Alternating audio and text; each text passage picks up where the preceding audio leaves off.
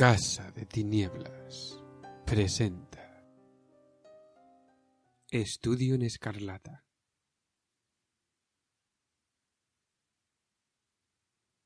Primera parte.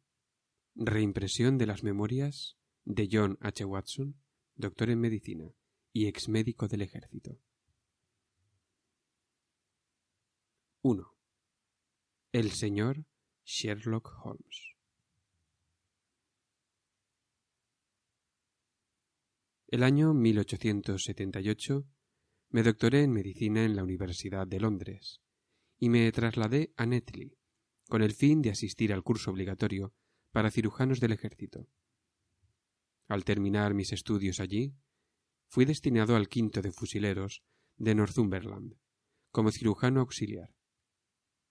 Por aquel entonces el regimiento estaba destacado en la India y antes de que yo pudiera incorporarme, estalló la Segunda Guerra de Afganistán.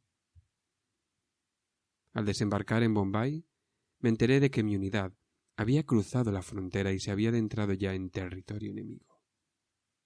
Sin embargo, seguí viaje con otros muchos oficiales que se encontraban en la misma situación y conseguí llegar sano y salvo a Kandahar, donde encontré a mi regimiento y me incorporé en el acto a mi nuevo puesto.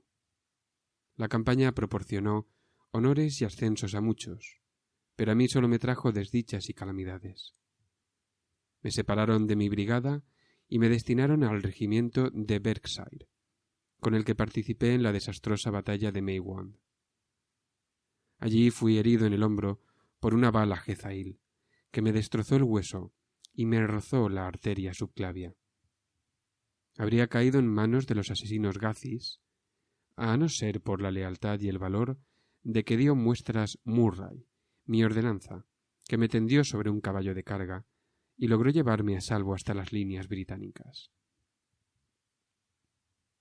Consumido por el dolor y debilitado por las prolongadas penalidades, me trasladaron en un gran convoy de heridos al hospital de la base Peshawar. Allí me restablecí y cuando ya podía pasear por las salas e incluso tomar un poco el sol en la veranda, caí enfermo de tifus, ese flagelo de nuestras posesiones de la India. Durante meses me debatí entre la vida y la muerte, y cuando por fin reaccioné e inicié la convalecencia, estaba tan débil y extenuado que un consejo médico dictaminó que se me enviara de regreso a Inglaterra, sin perder un solo día. Por consiguiente me embarcaron en el transporte militar Orentes y un mes más tarde tomaba tierra en el muelle de Portsmouth, con la salud irremediablemente dañada, pero con un permiso del paternal gobierno para intentar recuperarla en los siguientes 9 meses. Yo no tenía parientes ni amigos en Inglaterra, y era por lo tanto libre como el aire, o todo lo libre que se puede ser con una asignación diaria de 11 chelines y 6 peniques. En tales circunstancias me dirigí, como es lógico, a Londres, gran sumidero al que son arrastrados inevitablemente todos los haraganes y desocupados del imperio. Durante un tiempo me alojé en un buen hotel del Strand y llevé una existencia incómoda y sin sentido, gastando el dinero de que disponía con mucha mayor liberalidad de lo que podía permitirme.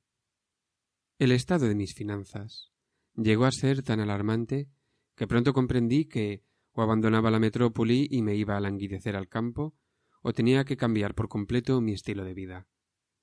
Elegí la segunda alternativa. Mi primera decisión fue abandonar el hotel e instalar mis cuarteles en un alojamiento menos pretencioso y menos caro.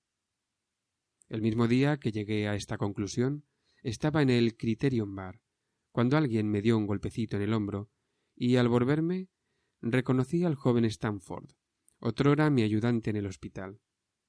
Ver un rostro amigo en el inmenso páramo de Londres es un verdadero placer para un hombre solitario. En el pasado no habíamos sido especialmente amigos, pero ahora lo acogí con entusiasmo, y él, por su parte, pareció encantado de verme. Llevado de mi arrebato de alegría, le invité a almorzar en el Holborn, y hacia allí nos dirigíamos en un coche. —¿Qué ha sido de su vida, Watson? —me preguntó sin ocultar su asombro, mientras traqueteábamos por las concurridas calles de Londres. —Está tan delgado como un fideo y tan moreno como una nuez. Le hice un breve resumen de mis aventuras, y apenas había terminado cuando llegamos a nuestro destino. —¡Pobre amigo!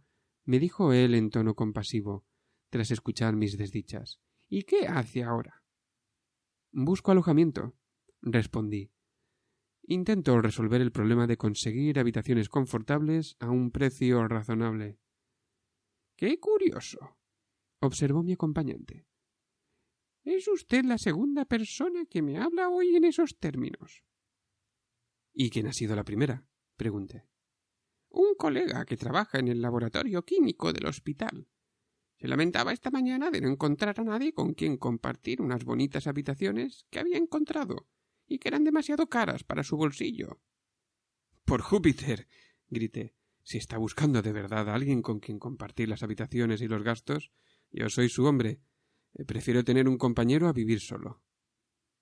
El joven Stanford me miró de un modo raro por encima de su vaso de vino. —Usted no conoce todavía a Sherlock Holmes —dijo—. Tal vez no le guste tenerlo constantemente de compañero. —¿Por qué? ¿Qué tiene de malo? —Oh, yo no he dicho que tenga nada malo. Alimenta ideas un poco raras, le entusiasman determinadas ramas de la ciencia, pero que yo sepa es un tipo decente. —¿Estudia medicina, supongo? —No, no tengo la menor idea de lo que pretende hacer. Creo que domina la anatomía y es un químico de primera, pero que yo sepa nunca ha seguido cursos sistemáticos de medicina. Sus estudios son poco metódicos y muy excéntricos, pero ha acumulado una gran cantidad de conocimientos insólitos que asombrarían a sus profesores. —¿No le ha preguntado usted nunca a qué piensa dedicarse? No, no es hombre que se deje llevar fácilmente a confidencias, aunque puede mostrarse comunicativo cuando le da por ahí. —Me gustaría conocerlo —dije—. Si he de compartir alojamiento, prefiero un hombre estudioso y de costumbres tranquilas. No estoy lo bastante fuerte todavía para soportar mucho ruido y barullo. Tuve bastante de ambas cosas en Afganistán, para lo que me resta de vida. ¿Cómo podría conocer a ese amigo suyo? —Seguro que está en el laboratorio —respondió mi compañero—. A veces pasa semanas sin asomarse por allí y otras veces trabaja allí desde la mañana hasta la noche. Si usted quiere, podemos ir en coche después del almuerzo. —Claro que sí —contesté. Y la conversación tomó otros derroteros. Mientras nos dirigíamos al hospital tras abandonar el Holborn, Stanford me informó de otras peculiaridades del caballero, con quien me proponía yo compartir alojamiento. —No me eche a mí la culpa si no se llevan bien —me dijo—. Solo sé de él lo que he averiguado en nuestros esporádicos encuentros en el laboratorio. Ha sido usted quien ha propuesto este arreglo, de modo que no me haga el responsable. Si no nos llevamos bien, será fácil separarnos —respondí. Pero me parece, Stanford —añadí mirándole fijamente—, que debe usted tener alguna razón concreta para lavarse las manos en este asunto. ¿Tan insoportable es ese individuo? Hable sin rodeos. —No es fácil explicar lo inexplicable —respondió riendo—. Holmes es un poco demasiado científico para mi gusto. Raya en la falta de humanidad. Puedo imaginarlo ofreciéndole a un amigo una pizca del más reciente alcaloide vegetal, no por malevolencia, entiéndame, sino simplemente porque su espíritu curioso quiere formarse una idea clara de sus efectos. Para hacerle justicia, creo que ingeriría él mismo la droga con idéntica tranquilidad. Parece sentir pasión por los conocimientos concretos y exactos. Lo cual está muy bien. Sí, pero puede alcanzar extremos excesivos. Si llega hasta el punto de golpear con un palo los cadáveres de la sala de disección, toma una forma ciertamente chocante. ¿Golpear los cadáveres? Sí, para verificar qué magulladuras se pueden producir en un cuerpo después de la muerte. Se lo vi hacer con mis propios ojos. ¿Y dice usted que no estudia medicina? No. Sabe Dios cuál será el objetivo de sus estudios. Pero ya hemos llegado, y usted podrá formarse su propia opinión. Mientras él hablaba, doblamos por un estrecho callejón y traspusimos una puertecilla lateral que daba a un ala del gran hospital. El terreno me era familiar y no necesité guía para subir la lúgubre escalera de piedra y recorrer el largo pasillo de paredes encaladas y puertas color pardusco. Casi al final se abría un bajo pasadizo abovedado que llevaba al laboratorio de química. Era una sala muy alta, de techo, con hileras de frascos por todas partes. Sobre varias mesas, bajas y anchas, se agolpaban retortas, tubos de ensayo y pequeños mecheros Bunsen de vacilantes llamas azules. En la habitación solo había un estudiante, que se inclinaba sobre una mesa apartada, absorto en su trabajo. Al oír el sonido de nuestros pasos dio media vuelta y se levantó de un salto con una exclamación de alegría. —¡Lo he encontrado! ¡Lo he encontrado! —le gritó a mi compañero, corriendo hacia nosotros con un tubo de ensayo en la mano. —He encontrado un reactivo que se precipita con la hemoglobina, y solo con la hemoglobina. Si hubiese descubierto una mina de oro, su rostro no hubiera reflejado mayor satisfacción. —¿El señor Watson? —El señor Sherlock Holmes —nos presentó Stanford. —¿Cómo está usted? —me dijo Holmes cordialmente, estrechándome la mano con una fuerza que yo habría estado lejos de atribuirle. —Veo que ha estado en Afganistán. —¿Cómo diablos lo sabe? —pregunté atónito. —Carece de importancia —dijo sonriendo para sí mismo—. Ahora se trata de la hemoglobina. Sin duda usted percibe la importancia de mi descubrimiento, ¿verdad? Es interesante desde el punto de vista de la química. Claro está, respondí, pero desde el punto de vista práctico. Pero, hombre, es el descubrimiento más práctico de la medicina forense de los últimos años. ¿No ve que nos proporciona una prueba infalible para las manchas de sangre? Venga conmigo. En su impaciencia, me agarró por la manga de la chaqueta y me arrastró hasta la mesa donde había estado trabajando. —Tomemos un poco de sangre fresca —dijo, clavándose en el dedo una gruesa aguja y dejando caer en una probeta la gota de sangre. Y ahora añado esta pequeña cantidad de sangre a 1 litro de agua. La proporción de sangre es como mucho de 1/1000 parte. Y estoy seguro, no obstante, de que podremos obtener la reacción característica. Mientras hablaba, echó unos cristales blancos en el recipiente y después agregó unas gotas de un líquido transparente. Al instante, el contenido adquirió un apagado color caoba, y un polvillo pardusco se precipitó en el fondo del recipiente de cristal. —¡Ajá! —exclamó batiendo palmas, tan contento como un niño con zapatos nuevos. —¿Qué me dice de esto? —Parece una prueba muy delicada —observé. —¡Magnífico! ¡Es magnífico! La vieja prueba del guayaco resulta muy burda e insegura. Lo mismo ocurre con el examen microscópico de los corpúsculos de sangre. Ese último carece de valor si las manchas tienen unas horas. Pues bien, mi prueba funciona por igual con sangre nueva y con sangre vieja. De haberse inventado antes, cientos de personas que ahora andan sueltas por ahí habrían pagado hace tiempo sus crímenes. —¿Ah, sí? —murmuré. Las causas criminales giran constantemente alrededor de este punto. Meses después de haberse cometido un crimen, las sospechas recaen en un individuo. Se examinan sus trajes y su ropa interior y se descubren unas manchas pardas. ¿Son manchas de sangre, o manchas de barro, o manchas de óxido, o manchas de fruta? ¿O qué son? Es una cuestión que ha desconcertado a muchos expertos. ¿Y por qué? Porque no existía un análisis fiable. Ahora tenemos la prueba de Sherlock Holmes y ya no habrá problemas. Al hablar, le brillaban los ojos. Se llevó una mano al corazón y se inclinó, como si correspondiera a los aplausos de un público imaginario. Sin duda hay que felicitarlo por ello, observé, bastante sorprendido ante su entusiasmo. El año pasado tuvo lugar en Frankfurt la causa contra von Bischoff. No cabe duda de que le hubieran ahorcado si hubiera existido esta prueba. Y los casos de Mason en Bradford, y el famoso de Müller y Lefebvre en Montpellier, y de Samson en Nueva Orleans. podría citar una veintena de casos en los que mi prueba habría sido decisiva. «Parece usted un almanaque viviente de delitos», dijo Stanford con una sonrisa. «Podría iniciar una publicación de esta línea y llamarla Noticias policiales de antaño». «Pues su lectura sería muy interesante», comentó Sherlock Holmes, aplicando un pequeño parche en el pinchazo del dedo. «Debo andar con mucho cuidado», añadió volviéndose hacia mí con una sonrisa, «porque manejo venenos con mucha frecuencia». Extendió la mano mientras hablaba, y vi que estaba salpicada de pedacitos de parche similares y descolorida por los ácidos corrosivos.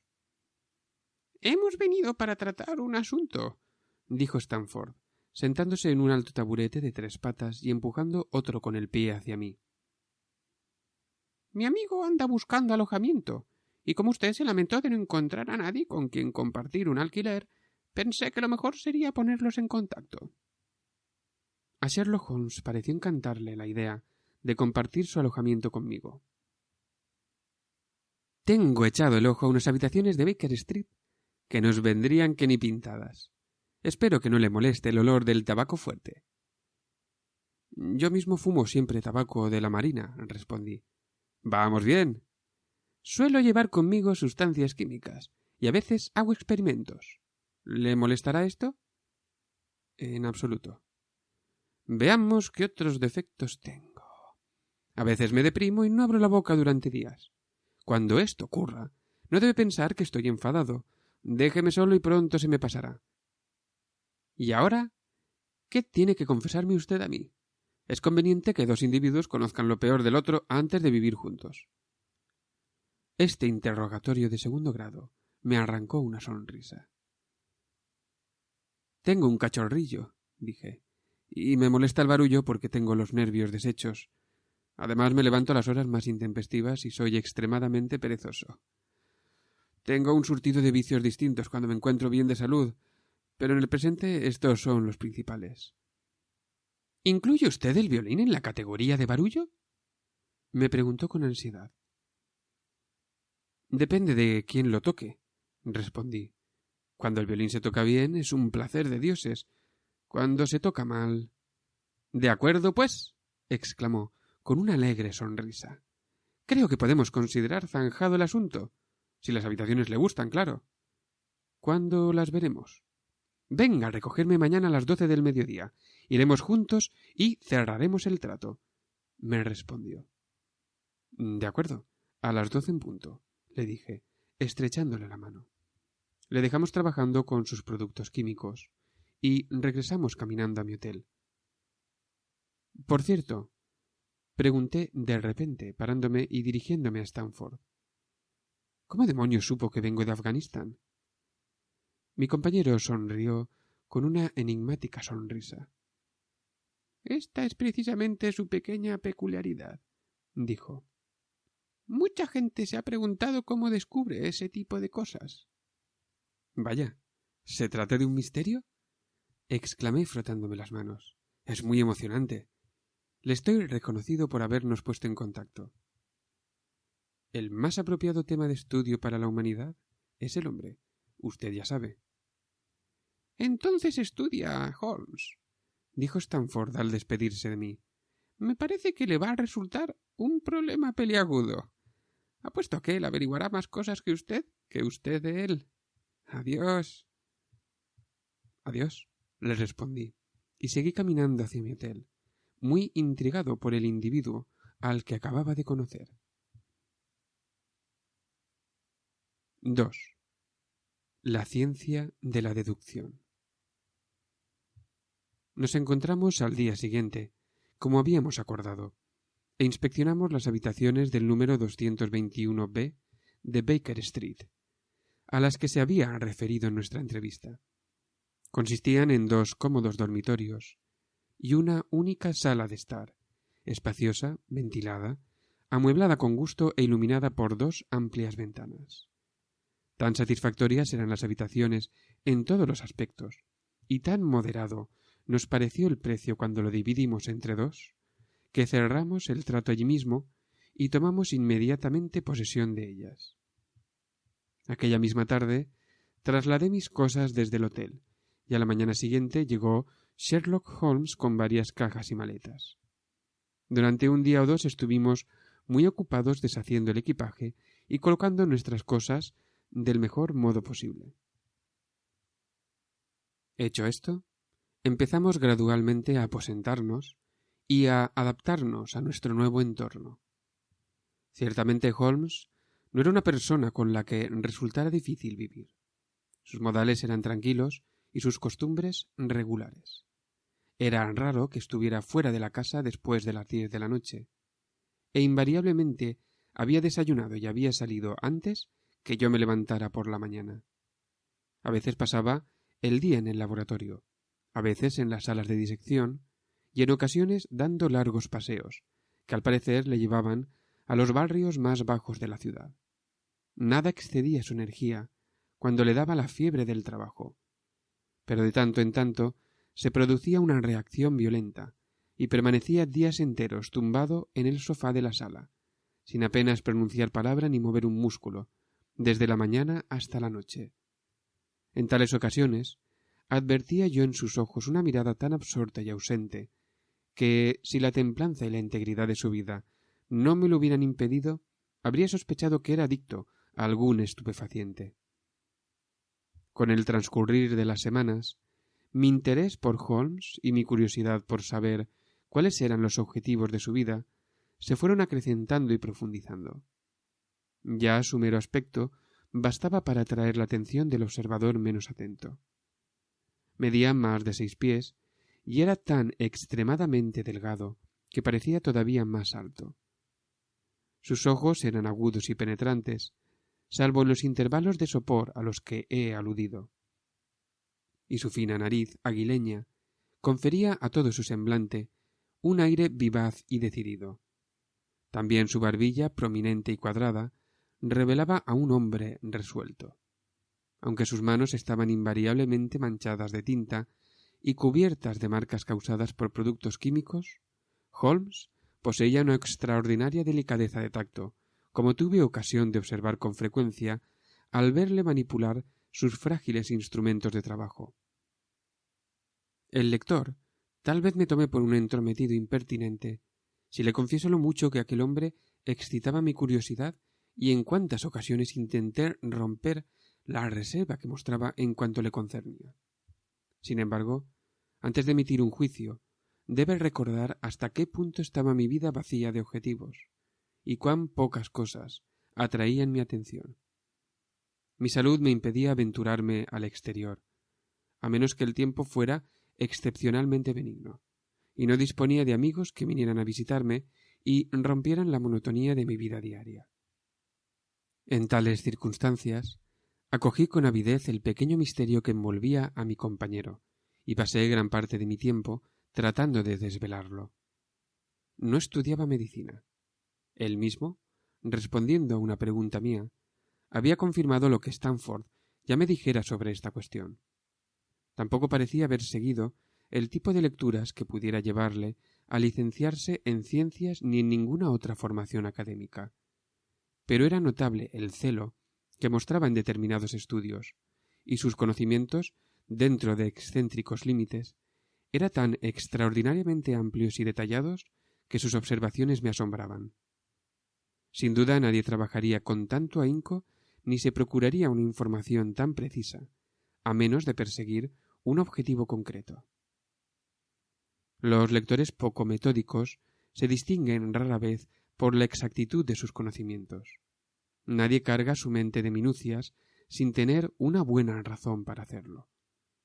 Su ignorancia era tan notable como sus conocimientos. De literatura contemporánea, de filosofía y de política, no parecía saber apenas nada. En cierta ocasión cité a Thomas Carlyle, y Holmes me preguntó con toda ingenuidad quién era el tal Carlyle y qué había hecho.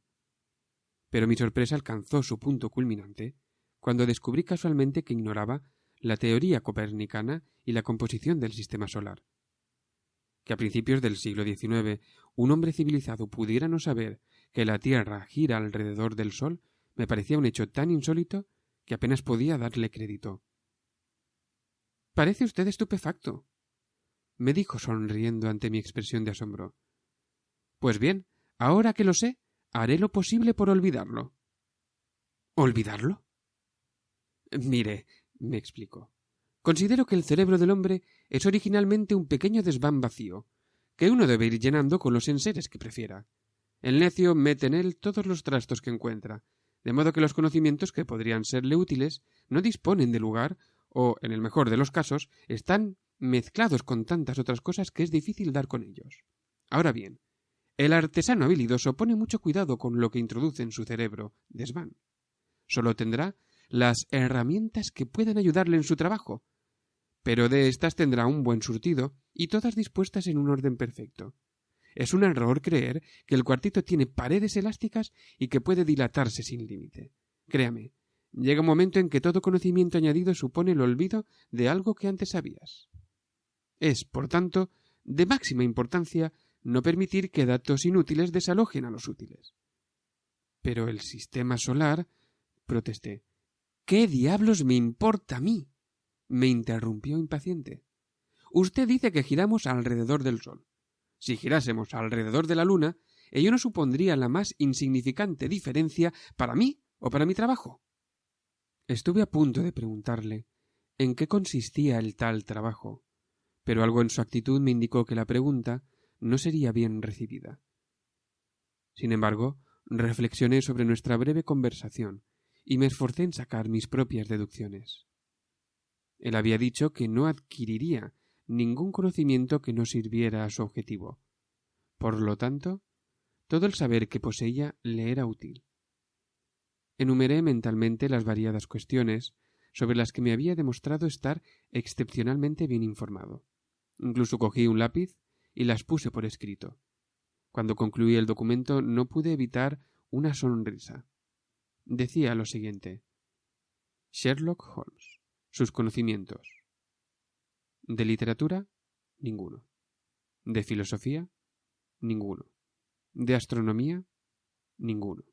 De política, escasos. De botánica, desiguales. Conoce bien la belladona, el opio y los venenos en general. No sabe nada de jardinería. De geología, prácticos pero limitados. Distingue de un vistazo los diferentes tipos de suelos.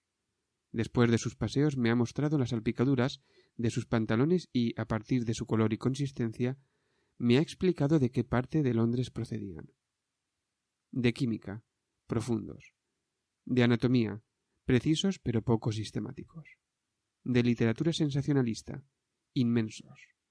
Parece conocer todos los detalles de todos los horrores perpetrados en este siglo. Toca bien el violín. Es experto en el cricket, el boxeo y la esgrima.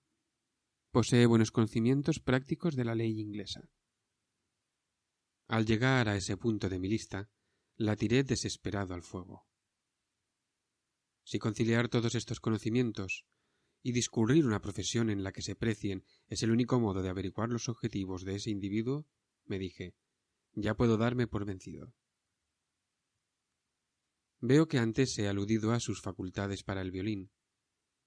Eran realmente notables, pero tan excéntricas como el resto.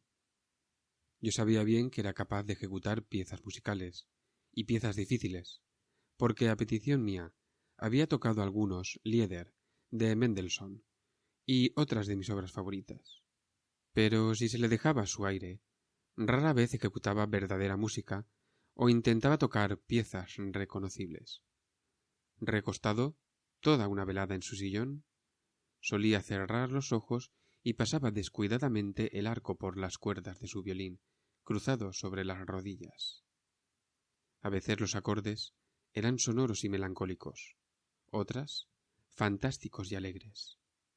Evidentemente, reflejaban los pensamientos que le ocupaban, pero no me atrevería a determinar si la música le ayudaba a pensar o si lo que tocaba era sólo el resultado de un capricho o fantasía.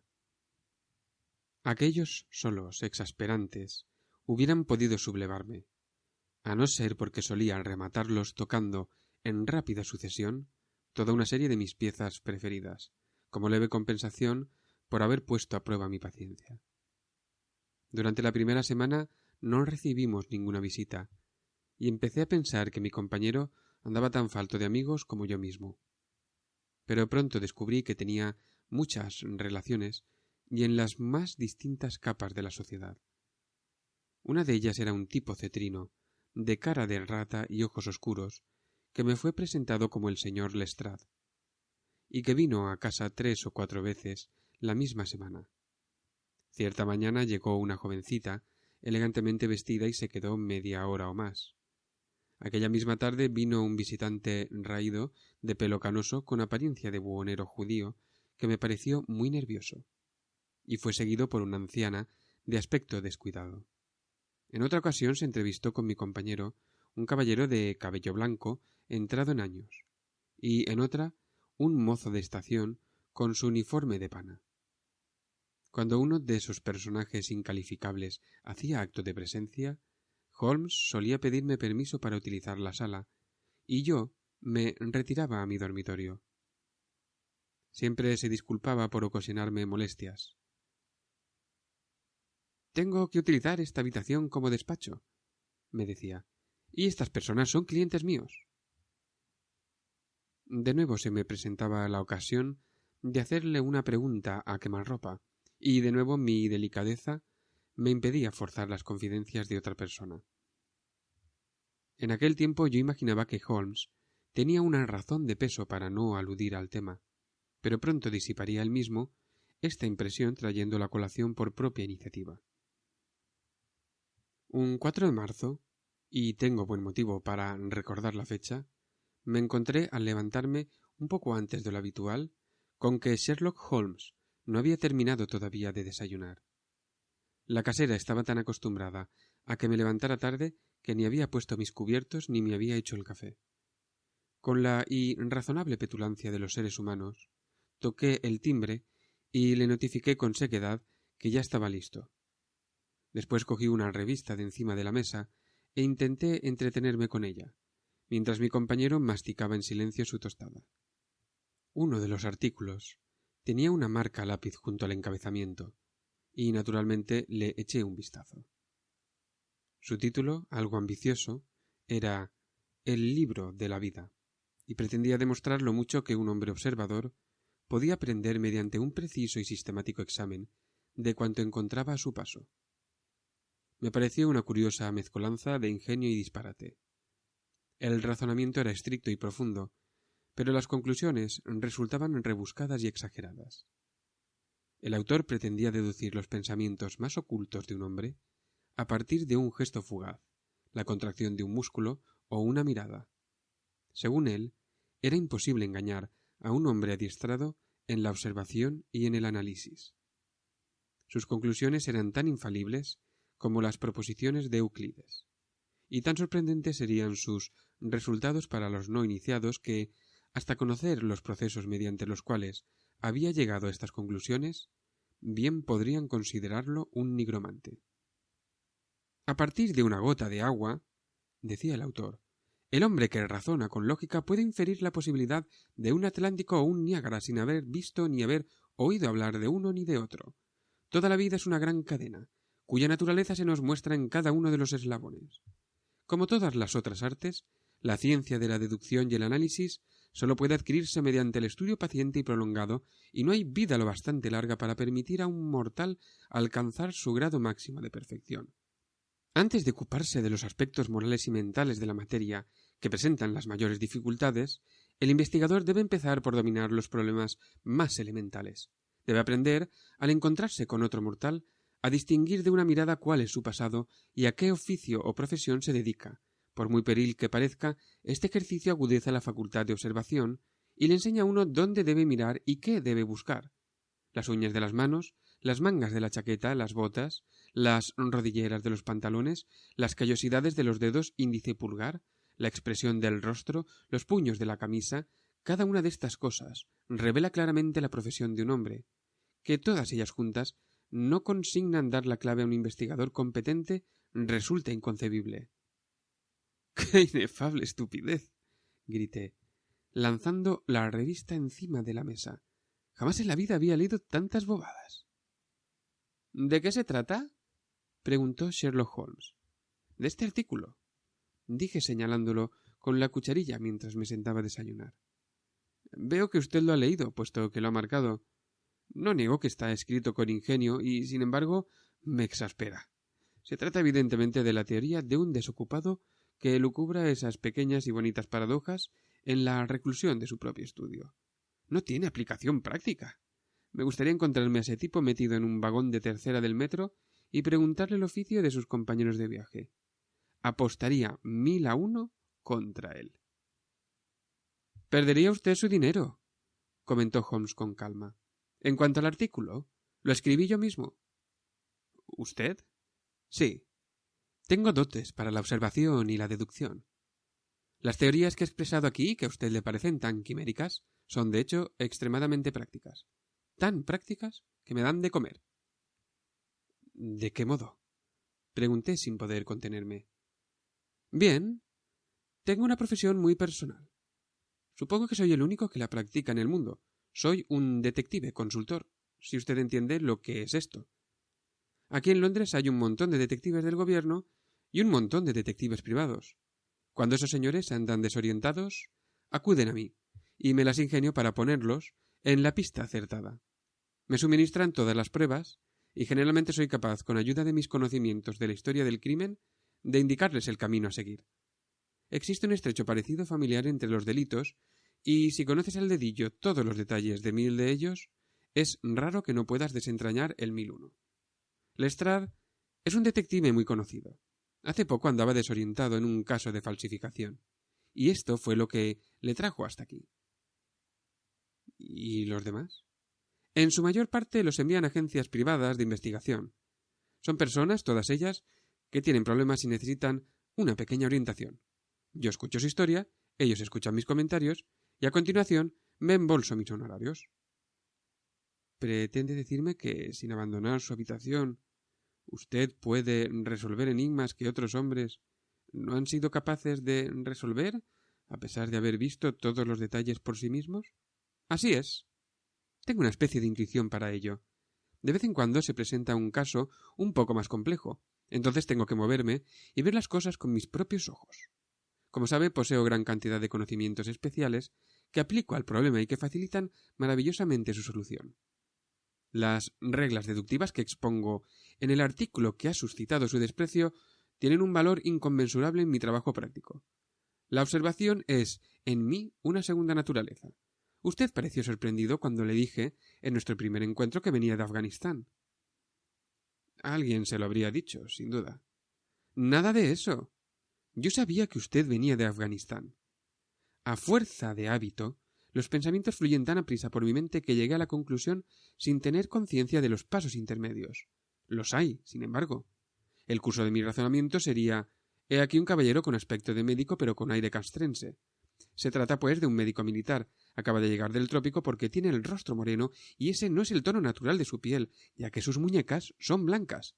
Ha padecido infortunios y enfermedades como muestra claramente su rostro macilento.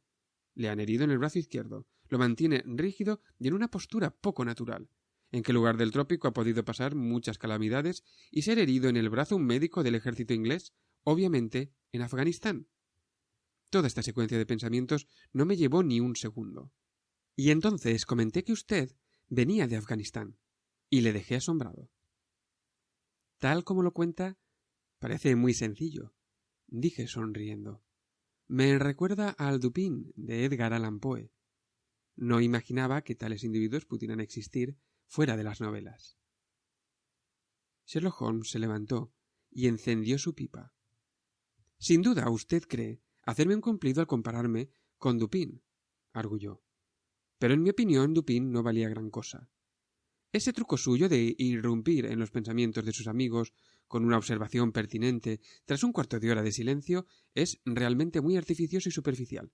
No carece sin duda de cierto talento analítico, pero no era en modo alguno el prodigio que Poe parecía imaginar. ¿Ha leído usted a Gaboriau? Le pregunté. ¿Se ajusta Lecoq a su idea de un detective? Sherlock Holmes resopló con sarcasmo. Lecoq era un chapucero lamentable, dijo con enojo. Solo tenía una cualidad recomendable y era su energía. Ese libro me puso literalmente enfermo. El problema era cómo identificar a un preso desconocido. Yo habría podido hacerlo en 24 horas. A Lecoq le llevó unos 6 meses. Podría servir de texto para enseñar a los detectives lo que no deben hacer. A mí me pareció bastante indignante que tratara con tanto desdén a dos personajes que habían suscitado mi admiración. Me acerqué a la ventana y estuve contemplando el ajetreo de la calle. Ese tipo puede ser muy listo, me dije, pero no hay duda de que es un engreído. En nuestros días ya no hay crímenes ni hay criminales, se lamentó. ¿De qué sirve en nuestra profesión la inteligencia? Sé bien que dispongo de la suficiente para hacer famoso mi nombre. No existe ni ha existido hombre alguno que aportara al descubrimiento del crimen tantos estudios y tanto talento natural como yo. ¿Y para qué? No hay crimen que descubrir. A lo sumo, alguna torpe fechoría con un móvil tan transparente que hasta un funcionario de Scotland Yard puede reparar en él. Yo seguía molesto por el engreimiento con que Holmes hablaba. Me pareció preferible cambiar de conversación. ¿Qué buscará ese tipo? Pregunté, señalando a un individuo robusto, modestamente vestido, que bajaba despacio por el otro lado de la calle, mirando ansioso los números de las casas. Llevaba en la mano un gran sobre azul y era evidentemente portador de un mensaje. ¿Se refiere a ese sargento retirado de la marina? Preguntó Sherlock Holmes. ¡Cuánta jactancia y fanfarronería! Me dije. Él sabe que no puedo verificar su conjetura. Apenas me había cruzado por la mente este pensamiento, cuando el hombre que observábamos distinguió el número de nuestra puerta y cruzó corriendo la calzada. Oímos un fuerte aldabonazo, una voz grave procedente del vestíbulo y pesados pasos que ascendían por la escalera. «Para el señor Sherlock Holmes», dijo, entrando en la habitación y entregándole la carta a mi amigo. Se me brindaba la oportunidad de domeñar la arrogancia de Holmes. Poco podía él imaginarlo cuando lanzó su conjetura. —¿Puedo preguntarle, amigo? —dije con suavidad—, ¿cuál es su profesión? —Conserje, caballero —rezongó—. Tengo el uniforme arreglando. —¿Y antes? —pregunté lanzando una mirada maliciosa a mi compañero. —Sargento de infantería ligera de la Marina Real. ¿No hay respuesta? Perfectamente, caballero. Entrechocó los talones, levantó la mano en un saludo y se largó. 3. El misterio de Lauriston Gardens. Confieso que quedé atónito ante aquella nueva prueba de la eficacia práctica de las teorías de mi compañero. Mi respeto por su capacidad analítica aumentó extraordinariamente. Con todo, todavía anidaba en mi mente cierta vaga sospecha de que pudiera tratarse de un montaje con el propósito de deslumbrarme, aunque escapaba a mi comprensión que podía pretender con ello. Cuando le miré, había acabado de leer la nota, y sus ojos habían adquirido la expresión ausente y apagada del ensimismamiento. —¿Cómo demonios lo dedujo usted? —le pregunté. —¿Qué deduje? —dijo malhumorado—. Pues que era sargento retirado de la marina.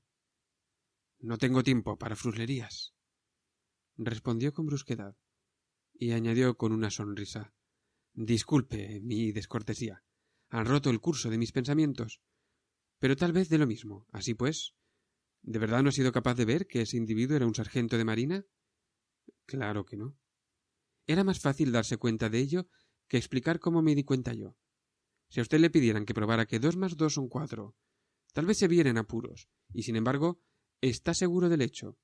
Incluso desde el otro lado de la calle, pude distinguir una gran ancla azul tatuada en el dorso de la mano del individuo.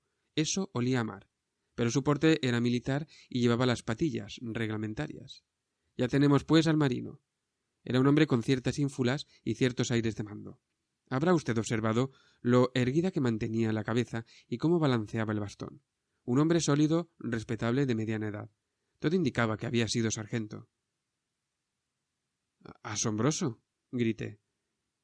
Trivial, dijo Holmes, pero me pareció por la expresión de su rostro que le complacían mi evidente sorpresa y admiración.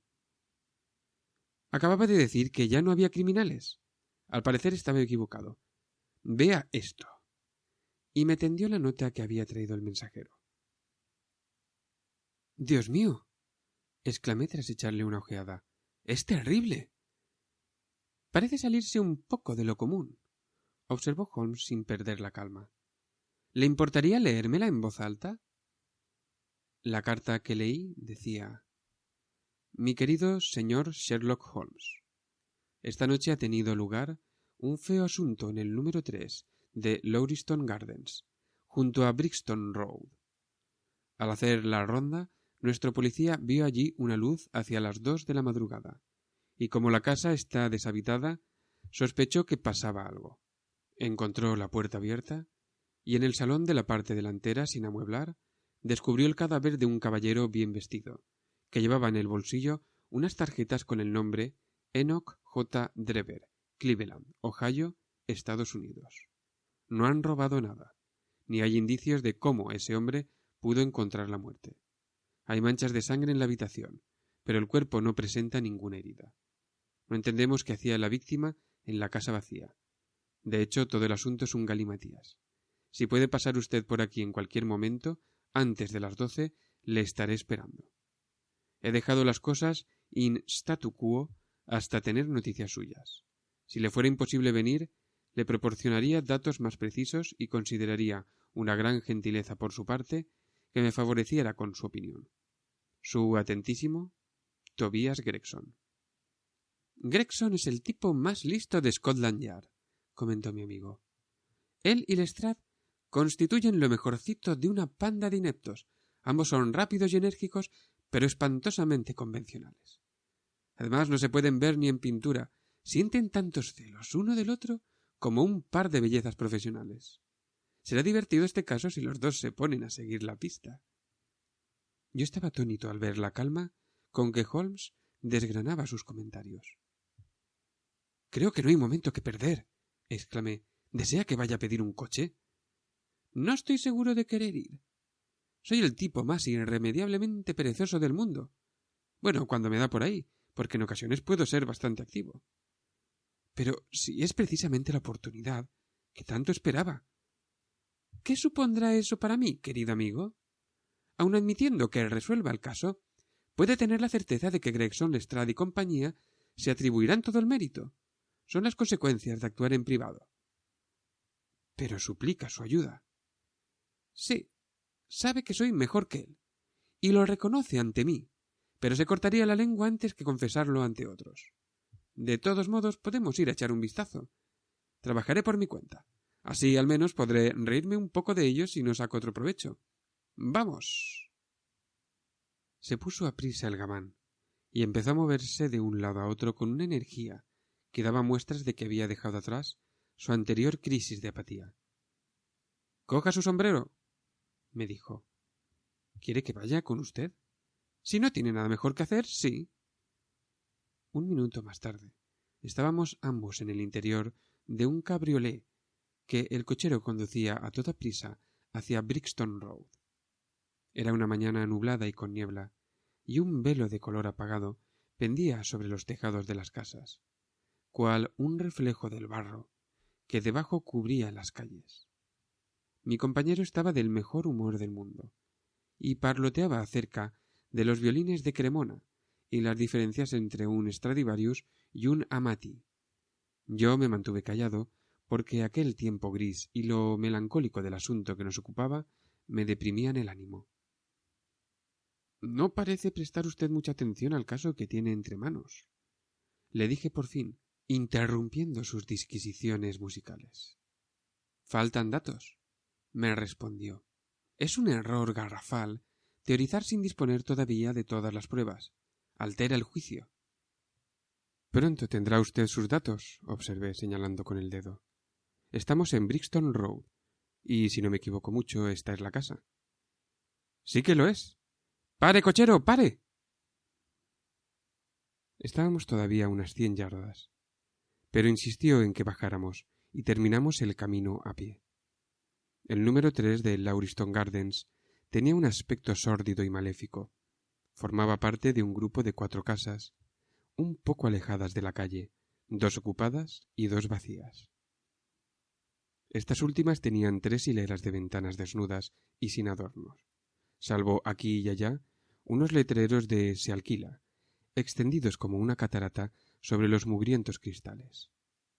Un jardincillo salpicado por una erupción de plantas enfermizas separaba cada casa de la calle, y lo cruzaba un sendero amarillento que parecía una mezcla de arcilla y grava. La lluvia caída durante la noche había convertido todo el lugar en un barrizal. Rodeaba el jardín un muro de ladrillo de 3 pies, rematado por una cerca de madera. Contra el muro se recostaba un fornido agente de policía, rodeado de un grupito de desocupados que estiraban el cuello y esforzaban la vista con la vana esperanza de alcanzar a ver algo de lo que ocurría en el interior. Yo había supuesto que Sherlock Holmes entraría a toda prisa en la casa y se sumergiría de cabeza en el estudio del misterio. Nada parecía más lejos de su intención.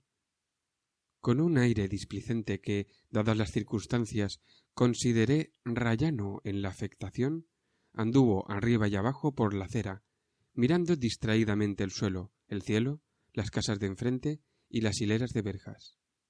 Terminado ese escrutinio, avanzó despacio por el sendero, o mejor dicho, por la franja de césped que lo bordeaba, sin levantar los ojos del suelo.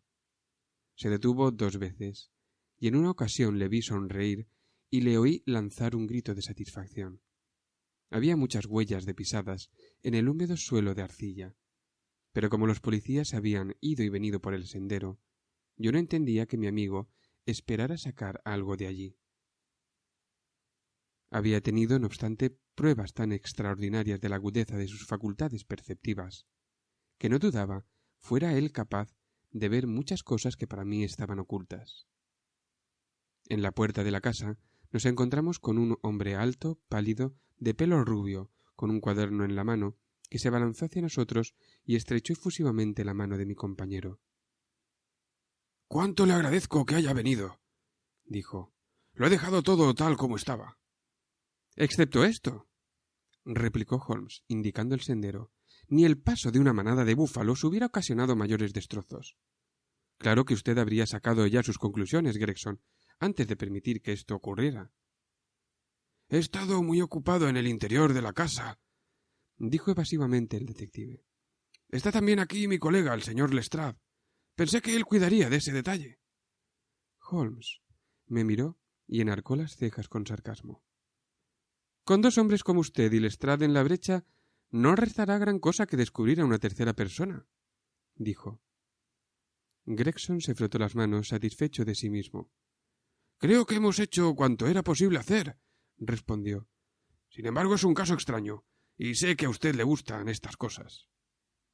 «¿Usted no ha venido aquí en un coche de alquiler?», preguntó Sherlock Holmes. «No, señor». ¿Tampoco Lestrade?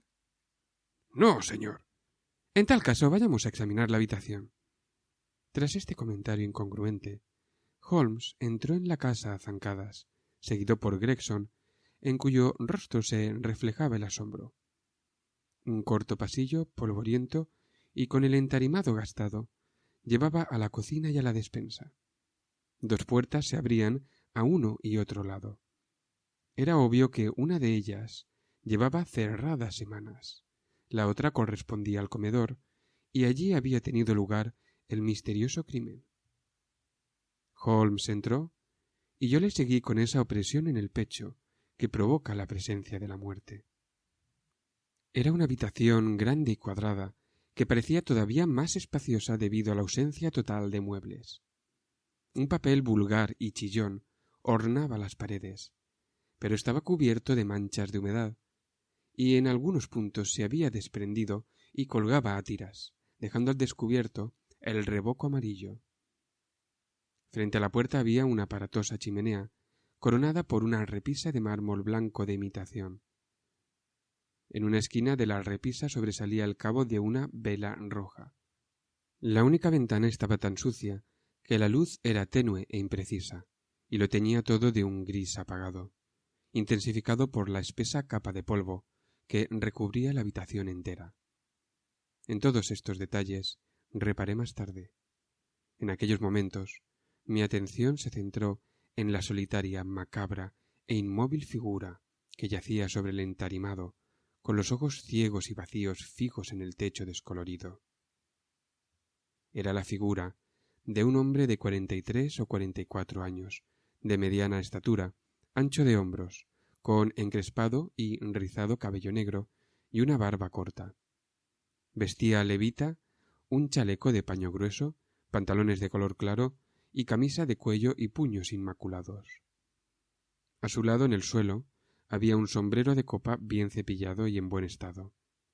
El cadáver tenía los puños apretados y los brazos extendidos, mientras que las extremidades inferiores estaban trabadas una con otra, como si hubiera padecido una agonía muy dolorosa. En su rígido rostro había una expresión de horror, y me parecía a mí de odio, como jamás lo había visto en un ser humano.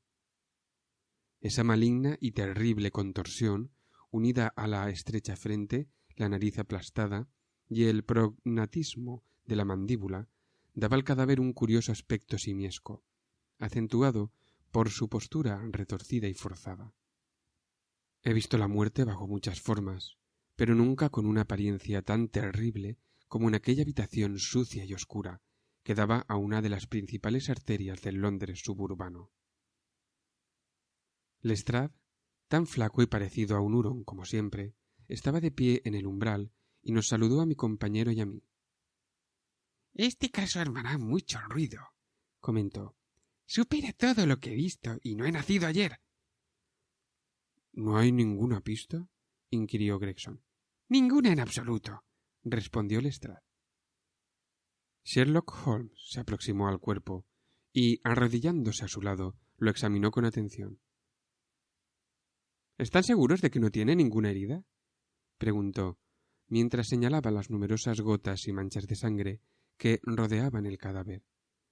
«¡Absolutamente seguros!», exclamaron ambos detectives. «En tal caso es obvio que la sangre pertenece a un segundo individuo, presumiblemente el asesino, si es que ha habido un asesinato. Esto me trae a la memoria las circunstancias de la muerte de Van Jansen en Utrecht, el año 34. ¿Recuerda usted el caso, Gregson?» «No, señor». «Pues léalo. Debería usted leerlo. No hay nada nuevo bajo el sol. Todo se ha hecho ya antes». Mientras hablaba, sus ágiles dedos volaban aquí y allá y a todas partes, palpando, oprimiendo, desabrochando, examinando, aunque sus ojos tenían la misma expresión ausente que ya he comentado. El examen fue tan veloz que se hacía difícil adivinar la minuciosidad con que se había llevado a cabo. Por último, olisqueó los labios del muerto y echó un vistazo a las suelas de sus botas de charol. «¿No lo ha movido en absoluto?», preguntó. «Solo lo imprescindible para nuestro examen». «Pueden llevarlo ya al depósito», dijo Holmes. «No queda nada que averiguar». Gregson tenía a punto una camilla y 4 hombres. A su llamada, entraron en la habitación, levantaron al desconocido y se lo llevaron. Mientras lo movían, un anillo cayó tintineando y rodó por el suelo. Lestrade lo cogió y lo miró desconcertado. «Aquí ha habido una mujer», exclamó. «Es el anillo de boda de una mujer». Nos lo mostró. Mientras hablaba, en la palma abierta de su mano. Nos agolpamos todos a su alrededor y lo observamos. No cabía duda de que aquel aro de oro puro había lucido alguna vez en el dedo de una novia. «Esto complica más las cosas», dijo Gregson, «y sabe Dios que ya eran lo bastante complicadas antes». «¿Está seguro de que no las simplifica?», inquirió Holmes. «No averiguaremos nada más mirando el anillo. ¿Qué han encontrado en sus bolsillos?» «Todo está aquí», dijo Gregson, y señaló los objetos colocados en uno de los peldaños más bajos de la escalera. «Un reloj de oro, número 97-163, de Barraud de Londres. Una cadena de oro Príncipe Alberto, muy pesada y sólida. Un anillo de oro macizo, con emblema masónico. un alfiler de oro en forma de cabeza de bulldog, con rubíes por ojos, un tarjetero de piel de Rusia con tarjetas de Enoch J. Drever de Cleveland, que coinciden con las EJD de la ropa interior. Ningún monedero, pero sí dinero suelto por valor de 7 libras y 13 chelines. Una edición del libro del Decamerón de Boccaccio con el nombre de Joseph Stangerson en la guarda. 2 cartas, una dirigida a E. J. Drever y la otra a Joseph Stangerson. ¿A qué dirección? Al American Exchange del Strand, para quien pasase a buscarlas.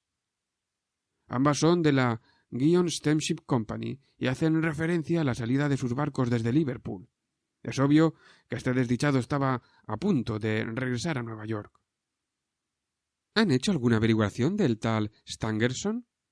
Inmediatamente, dijo Gregson. He enviado anuncios a todos los periódicos y uno de mis hombres ha ido al American Exchange, pero todavía no han regresado. ¿Han preguntado en Cleveland? Esta mañana hemos enviado un telegrama. ¿Cómo se plantearon las preguntas? Simplemente expliqué detalladamente lo sucedido y dije que agradeceríamos cualquier información que pudiera sernos útil. ¿No pidió detalles acerca de algún punto que le pareciera crucial? Pedí informes sobre Stangerson. ¿Nada más? ¿No hay algún detalle sobre el que parece girar todo el caso? ¿No quiere telegrafiar de nuevo? He dicho todo lo que tenía que decir, replicó Gregson con enojo. Sherlock Holmes rió entre dientes y parecía a punto de hacer una observación, cuando Lestrade, que había permanecido en la sala mientras nosotros manteníamos esta conversación en el vestíbulo, apareció de nuevo en escena, frotándose las manos con pomposa autosatisfacción. «Señor Gregson», dijo, «acabo de hacer un descubrimiento de máxima importancia y que se nos hubiera pasado por alto si yo no hubiera examinado cuidadosamente las paredes». Al hombrecillo le centellaban los ojos mientras hablaba, y era evidente que experimentaba un oculto júbilo por haberse apuntado un tanto sobre su colega. «Vengan conmigo», dijo, mientras volvía a meterse apresuradamente en la sala, donde parecía respirarse un aire más limpio desde que se habían llevado a su lúgubre ocupante. «Ahora pónganse aquí». Prendió una cerilla en la suela de su zapato y la acercó a la pared. «¡Miren esto!», dijo en tono triunfal. Ya he comentado que el papel se había desprendido en algunos puntos. En aquel rincón de la sala colgaba una larga tira, que dejaba al descubierto un recuadro amarillo de tosco revoco. En el espacio vacío habían garrapateado en letras rojo sangre una sola palabra: Rache. «¿Qué les parece esto?», exclamó el detective, con los aires de un presentador que exhibe su espectáculo. «Había pasado inadvertido, porque está en el rincón más oscuro de la habitación. Ya a nadie se le había ocurrido mirar aquí. El asesino, o la asesina, lo ha escrito con su propia sangre. Vean el goterón que se ha escurrido pared abajo. En cualquier caso, esto descarta la idea del suicidio. ¿Por qué escribieron precisamente en este rincón? Se lo diré. Fíjense en la vela de la repisa de la chimenea. En aquel momento estaba encendida, y al estar encendida, este rincón, que ahora es el más oscuro, era el mejor iluminado de la pared. ¿Y qué significa esto ahora que usted lo ha encontrado?, preguntó Gregson con desdén. ¿Qué significa? Significa que alguien iba a escribir el nombre femenino Rachel, pero algo le interrumpió o la interrumpió antes de que le diera tiempo a terminar. Recuerden esto. Cuando el caso se resuelva, comprobarán que una mujer llamada Rachel está involucrada. Ríase cuanto le venga en gana, señor Holmes. Usted será muy hábil y muy inteligente, pero no olvide que más sabe el diablo por viejo que por diablo. Le ruego de veras que me disculpe, dijo mi compañero, que al estallar en una carcajada había enojado al hombrecillo. Usted tiene el mérito indiscutible de haber sido el primero en descubrir esta inscripción que, como dice, tiene todas las trazas de haber sido escrito por el otro participante del misterio de la última noche. Yo no he tenido aún tiempo de examinar la habitación, pero con su permiso voy a hacerlo ahora. Mientras hablaba, se sacó del bolsillo una cinta métrica y una gruesa y redonda lente de aumento. Con esos dos instrumentos, recorrió silenciosamente de un lado a otro la estancia, deteniéndose unas veces, arrodillándose otras y tumbándose incluso, en una ocasión de bruces en el suelo. Tan embebido lo tenía su tarea, que parecía haber olvidado nuestra presencia, porque estuvo todo el tiempo mascullando para sí mismo, en un fuego graneado de exclamaciones, gruñidos, silbidos y breves gritos de ánimo y de esperanza. Mientras lo observaba, no pude evitar pensar en un perro de caza, de pura raza, y bien adiestrado, que avanza y retrocede entre los matorrales, gañendo con impaciencia hasta encontrar de nuevo el rastro perdido. Continuó su exploración durante al menos 20 minutos, midiendo con todo cuidado la distancia entre huellas que eran completamente invisibles para mí, y aplicando a veces la cinta métrica a las paredes de forma igualmente incomprensible. En cierto lugar, recogió con gran cuidado del suelo un montoncito de polvo gris y lo guardó en un sobre. Por último, examinó con su lupa la palabra escrita en la pared, revisando cada una de las letras con minuciosa exactitud. Hecho esto, pareció darse por satisfecho, pues volvió a meterse la cinta métrica y la lupa en el bolsillo. Dicen que la genialidad consiste en una infinita capacidad de esfuerzo, observó con una sonrisa. Es una pésima definición, pero se aplica bien al trabajo del detective. Gregson y Lestrade habían observado las maniobras de su colega amateur con notable curiosidad y cierto desdén. Era evidente que no habían llegado a comprender, como yo empezaba a hacerlo, que incluso los actos más insignificantes de Sherlock Holmes tenían una finalidad determinada y práctica. ¿Qué opina usted de esto?, le preguntaron los dos. Si me permitiera ayudarles a resolver el caso, les robaría el mérito que les corresponde, observó mi amigo. Lo están haciendo tan bien que sería una pena que alguien se entrometiera. Al decir esto su voz rezumaba sarcasmo. Pero si me tienen al corriente del curso de la investigación, siguió, será un placer para mí ayudarles en lo que pueda. Entretanto, me gustaría hablar con el agente que encontró el cadáver. ¿Pueden darme su nombre y dirección? Lestrade consultó su cuaderno. John Rains, dijo. Ahora no está de servicio. Lo encontrará en el 46 de Audley Court, Kennington Park Gate. Holmes anotó la dirección. Venga conmigo, doctor, me dijo. Iremos a verle. Les diré algo que puede ayudarles en este caso. Prosiguió dirigiéndose a los dos detectives. Ha habido un asesinato y el asesino ha sido un hombre. Mide más de 6 pies. Está en la flor de la edad, tiene pies pequeños para su estatura, calzaba recias botas de puntera cuadrada y fumaba un cigarro Trichinopoly. Llegó aquí con su víctima en un coche de 4 ruedas tirado por un caballo con 3 herraduras viejas y una nueva en la pata delantera derecha. Es muy probable que el asesino tuviera un rostro rubicundo y llevaba las uñas de la mano derecha extraordinariamente largas. No son más que unos pocos datos, pero tal vez les sean útiles. Lestrade y Gregson se miraron el uno al otro con una incrédula sonrisa. Si ese hombre fue asesinado, ¿cómo lo hicieron?, preguntó el primero. Veneno, dijo Holmes lacónicamente, mientras echaba a andar. Una cosa más, Lestrade, añadió volviéndose desde la puerta. Rache es la palabra alemana que significa venganza, de modo que no pierda el tiempo buscando a una tal señorita Rachel.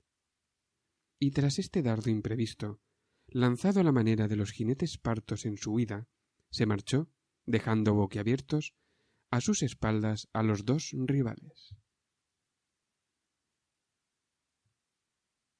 4. Lo que John Rance tenía que contar. Era la 1 cuando abandonamos el número 3 de Lauriston Gardens. Sherlock Holmes me llevó a la oficina de telégrafos más cercana, desde donde envió un largo telegrama. Después tomó un coche y ordenó al cochero que nos llevara a la dirección que nos había dado Lestrade. No hay nada como los datos de primera mano, comentó. Lo cierto es que ya me he formado una idea completa del caso, pero no estará de más que averigüemos todo lo que se pueda averiguar. Me sorprende usted, Holmes, le dije. Sin duda no puede estar tan seguro como pretende de los datos que les dio. No cabe el menor error, respondió. Lo primero que observé al llegar fueron las 2 huellas que las ruedas de un carruaje habían dejado. Ahora bien, hasta la noche pasada no había llovido en toda la semana, de modo que las ruedas que dejaron esas marcas tan profundas tuvieran que hacerlo la última noche. También había huellas de cascos de caballo, y el perfil de una de ellas estaba más nítidamente marcado que el de las otras 3, lo cual indica que la herradura es nueva. Puesto que el coche estuvo allí después de que empezara a llover y no estuvo allí en ningún momento de la mañana, según asegura Gregson, tuvo que estar allí en el curso de la noche y por consiguiente llevó a los 2 individuos a la casa. Parece bastante claro, dije. Pero ¿y la estatura del otro hombre? Bien. En 9 de cada 10 casos la estatura de un hombre puede deducirse de la longitud de sus pasos. Es un cálculo bastante sencillo, pero no voy a aburrirlo con números. Yo disponía de las huellas que los pies de ese individuo había dejado en la arcilla del exterior y en el polvo del interior de la casa.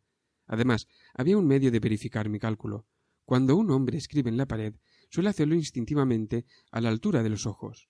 Las letras se hallaban un poco más de 6 pies del suelo. Era un juego de niños. ¿Y la edad? Mire, si un hombre es capaz de dar sin el menor esfuerzo zancadas de 4 pies y medio, no puede haber alcanzado la edad de las arrugas y las canas. Esa era la anchura de un charco del sendero del jardín por el que tuvo evidentemente que pasar. Las botas de charol lo rodearon, pero las de puntera cuadrada lo traspusieron de un salto. Todo esto no encierra ningún misterio. Me limito a aplicar a la vida cotidiana algunos de los preceptos de observación y deducción que propugnaban aquel artículo. ¿Hay algo más que todavía le tenga intrigado? Las uñas de los dedos y el cigarro Triquinópoli. La inscripción de la pared se hizo con un dedo índice bañado en sangre.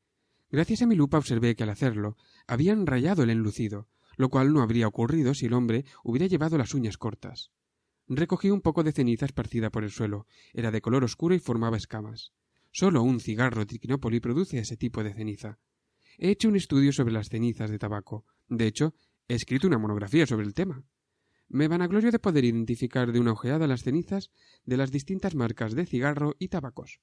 Es precisamente en detalles como este donde se diferencia un detective experto de tipos como Gregson y Lestrade. ¿Y el rostro rubicundo? Ah, eso fue una conjetura más osada, aunque estoy seguro de llevar razón. No debe preguntarme esto en el punto en el que se halla ahora el caso. Me pasé la mano por la frente. La cabeza me da vueltas, comenté. Cuanto más piensa uno en él, más misterioso se vuelve. ¿Cómo entraron aquellos 2 hombres, si fueron 2 hombres, en una casa deshabitada? ¿Qué se hizo del cochero que los llevó hasta allí? ¿Cómo puede un hombre obligar a otro a ingerir veneno? ¿De dónde salió la sangre? ¿Cuál fue el móvil del asesinato, ya que no se trata de un robo? ¿Cómo fue a parar allí el anillo de la mujer? Y, sobre todo, ¿por qué escribió el segundo hombre la palabra alemana raché antes de largarse? Confieso que me siento incapaz de conciliar todos estos datos. Mi compañero sonrió con aprobación. Ha resumido usted los puntos difíciles de la cuestión de forma concisa y acertada, dijo. Quedan todavía muchos aspectos oscuros, aunque tengo ya formada una opinión acerca de los hechos principales. En cuanto al descubrimiento del pobre Lestrade, se trata solo de una añagaza para lanzar a la policía por una pista equivocada, sugiriendo que el crimen es obra de socialistas y sociedades secretas. La inscripción no fue hecha por un alemán. Habrá observado que la A estaba escrita al modo alemán, pero cuando un alemán auténtico escribe en letras de imprenta, utiliza caracteres latinos. Podemos afirmar, pues, con certeza que no fue escrito por un alemán, sino por un torpe imitador que se excedió en la imitación. Fue simplemente una artimaña para desviar la investigación hacia pistas erróneas. No voy a contarle mucho más de este caso, doctor. Usted sabe que un prestidigitador pierde crédito en cuanto explica el truco, y si le muestro demasiados elementos de mi método de trabajo, llegará a la conclusión de que, a fin de cuentas, soy un individuo bastante corriente. Nunca haré tal cosa, le respondí. Usted ha aproximado tanto la investigación detectivesca a una ciencia exacta como nadie podrá hacerlo en el futuro. Mi compañero se sonrojó de placer ante mis palabras y ante la seriedad con que las pronuncié. Yo ya había observado que, en lo concerniente a su arte, era tan sensible a los halagos como cualquier muchachita en lo concerniente a su belleza. «Le confiaré algo más», dijo. «Botas de charol y punteras cuadradas llegaron en el mismo carruaje y recorrieron juntos el sendero como buenos amigos, probablemente cogidos del brazo. Una vez dentro, recorrieron arriba y abajo la habitación, o mejor dicho, Botas de charol permaneció inmóvil, mientras Punteras cuadradas recorría arriba y abajo la habitación. Pude leer todo esto en la capa de polvo, y pude leer que mientras andaba se excitaba más y más. Lo prueba que diera zancadas cada vez más largas. No paró de hablar ni un instante, y se fue enardeciendo hasta ponerse sin duda hecho una furia. Entonces tuvo lugar la tragedia. Le he contado todo lo que sé en este momento. El resto son suposiciones y conjeturas. Disponemos, no obstante, de una buena base de trabajo como punto de partida. Y ahora debemos apresurarnos porque quiero ir esta tarde al concierto de Hale para oír a Norman Neruda. Esta conversación había tenido lugar mientras nuestro coche discurría a través de una larga sucesión de sucias calles y sombríos callejones. El cochero se detuvo de pronto en el más sucio y sombrío de ellos. «Ahí dentro está Audley Court», dijo señalando una estrecha hendidura que se abría en la línea apagada de ladrillos. «Aquí me encontrarán ustedes cuando vuelvan». Audley Court no era un lugar agradable. El estrecho callejón nos condujo a un cuadrángulo enlosado rodeado por sórdidas viviendas.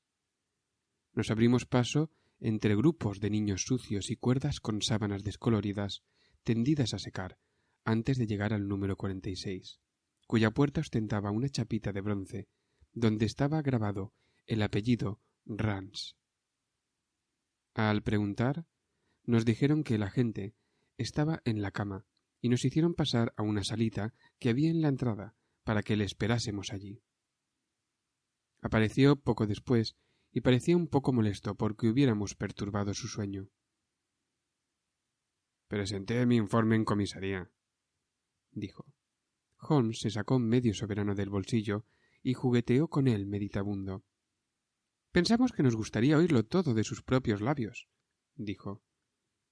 «Tendré mucho gusto en contarles todo», contestó la agente, sin apartar los ojos del pequeño disco de oro. «Cuéntelo todo a su modo, y tal como sucedió». Rance se sentó en el sofá de crin y frunció el entrecejo como si estuviera decidido a no omitir nada en su narración. «Se lo contaré desde el principio», dijo. «Mi turno es desde las 10 de la noche hasta las 6 de la mañana. A las 11 hubo una pelea en El Ciervo Blanco, pero aparte de esto todo estuvo bastante tranquilo durante mi ronda. A la 1 empezó a llover y me encontré en Harry Murcher, el que tiene la ronda de Holland Grave, y estuvimos juntos en la esquina de Henrietta Street de Palique. Después, quizá a las 2 o un poco más tarde, pensé que iría a echar un vistazo a ver si todo iba bien en Brixton Road. Aquello estaba muy sucio y solitario. No me tropecé con alma viviente en todo el camino, aunque me pasaron 1 o 2 carruajes por el lado. Iba yo andando sin prisa, pensando, dicho sea entre nosotros, lo bien que me vendría un buen latigazo de ginebra caliente, cuando de repente el brillo de una luz me atrajo los ojos desde la ventana de esa casa. Bueno, yo sabía que esas 2 casas de Lauriston Gardens estaban vacías, porque resulta que el propietario de ellas no quería cambiar los desagües, aunque el último tipo que vivió allí la palmó de tifus. De modo que quedé turulato al ver la luz y sospeché que algo iba mal. Cuando llegué a la puerta, se detuvo usted y regresó a la entrada del jardín. Le interrumpió mi compañero. ¿Por qué lo hizo? Rance se sobresaltó y miró fijamente a Sherlock Holmes, con el asombro reflejado en el semblante. «Bueno, eso es verdad, señor», dijo, «aunque Dios sabe cómo ha hecho usted para saberlo. Mire, cuando llegué a la puerta de la casa estaba todo tan silencioso y tan solo me dije que no me vendría mal que alguien estuviera conmigo. A este lado de la tumba nada me asusta, pero pensé que quizá el tipo que la palmó de tifus andaba por allí vigilando los desagües que lo mataron. Eso me dio una especie de mareo y me fui a la verja, para ver si veía la linterna de Murcher. Pero no había rastro ni de Murcher ni de otro. ¿No había nadie en la calle? Ni un alma viviente, caballero, ni un perro pulgoso. Bueno, después reuní ánimos y volví atrás y empujé la puerta. Todo estaba en silencio, así que entré en el cuarto donde ardía una lucecita. Había una vela en el mármol de la chimenea. Una vela de cera roja que parpadeaba, y a su luz vi... Sí, ya sé lo que vio. Dio unas vueltas por la habitación y se arrodilló junto al cadáver, y después cruzó la habitación y trató de abrir la puerta de la cocina, y después... John Rain se levantó de un salto, con cara asustada y ojos suspicaces. —¿Dónde estaba usted escondido para ver todo esto? —gritó. —Me parece que sabe un montón más de lo que tendría que saber. Holmes se echó a reír y le tiró su tarjeta a la gente a través de la mesa. —¿No irá usted a arrestarme por el asesinato? —dijo. —Soy uno de los perros de la jauría y no el lobo. El señor Gregson y el señor Lestrade pueden atestiguarlo. Sigamos, pues. ¿Qué hizo usted a continuación? Rance volvió a sentarse, sin perder no obstante su expresión de desconcierto. Volví a la verja y toqué mi silbato. Eso hizo venir a Murcher y a dos más. ¿Seguía la calle desierta? Bueno, sí, seguía. Por lo menos de alguien que pudiera hacer algo útil. ¿Qué quiere decir? Las facciones de la gente se distendieron en una sonrisa burlona. He visto tipos trompas a manta en mi vida, dijo, pero ninguno tan escandalosamente trompa como ese. Estaba apoyado en una verja cuando yo salí y cantaba a grito pelado, algo de una nueva bandera columbina de barras o algo por el estilo. No se aguantaba de pie, y de poder ayudarme nada. ¿Qué tipo de hombre era? Preguntó Sherlock Holmes. Esta digresión pareció irritar un poco a John Rance. Era un borracho fuera de serie, dijo. De no estar nosotros metidos en tanto jaleo, se habría encontrado él metido en chirona. ¿No se fijó usted en su rostro? ¿En su ropa? Le interrumpió Holmes, impaciente. Claro que tuve que fijarme.